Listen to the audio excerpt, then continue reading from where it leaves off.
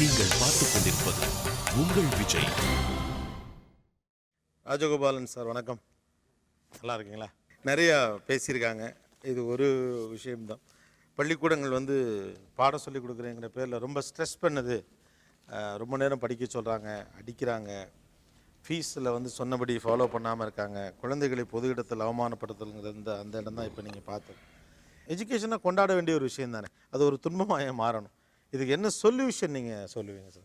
முதலில் பாடத்திட்டங்கள் எல்லாம் அந்த வயதிற்கும் அதற்கும் சரியாக இல்லாமல் மிக அதிகமாக திணிக்க பார்க்கின்றோம். திணிப்பு என்பது அறிவு பெறுவதற்கு சிறிதும் உதவாது. அந்தந்த வயதில் உள்ள குழந்தைகளுக்கு எத்தனை ஏற்றுக்கொள்ள முடியுமோ அந்த அளவிற்குத்தான் இருக்க வேண்டும். ஆனால் நம்முடைய பாடத்திட்டங்கள் எல்லாம் சுமை நிறைந்தவையாக இருக்கின்றன. ஆகையினால் சுவை இல்லாமல் இருக்கின்றன. கல்வி கொடுக்க வேண்டிய அடிப்படை கடமை யாருடையது? அரசுடைய கடமையாகும். அரசு அதை செய்யவில்லை என்றால் ஏன் அரசை தட்டி கேட்காமல் மக்கள் இருக்கின்றார்கள்?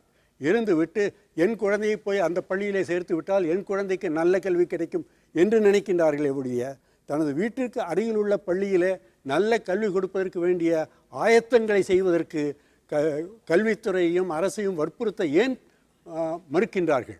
பல பள்ளிக்கூடங்களை நான் பார்த்திருக்கிறேன். மெட்ரிக் பள்ளிகளை 70% பள்ளிகளிலே தகுதி வாய்ந்த ஆசிரியர்கள் இல்லை, அடிப்படை வசதிகளும் இல்லை. நீங்கள் சென்னையிலே இருக்கின்ற சில பள்ளிகளை பார்த்துவிட்டு இதுதான் தமிழ்நாட்டிலே நிலவுகின்ற சூழ்நிலை என்று நினைத்தீர்கள் என்றால் தவறு.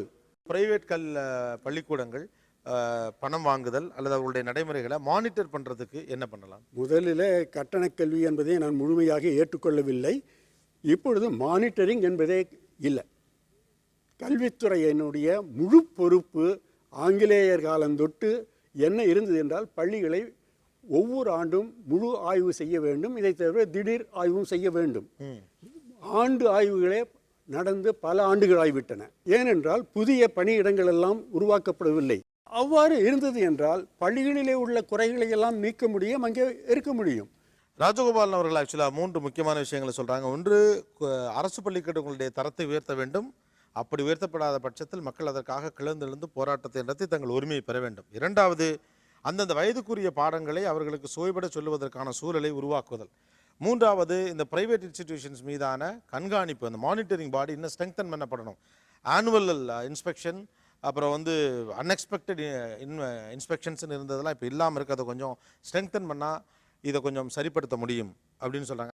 ஒரு விஷயம் நான் தெளிவுபடுத்தணும்னு ஆசைப்பட்றேன். இந்த ஷோ பள்ளிக்கூடங்கள் மீது ஒரு குற்றச்சாட்டுகளை அடுக்குகிற ஒரு ஷோவாக இதை பார்க்கல.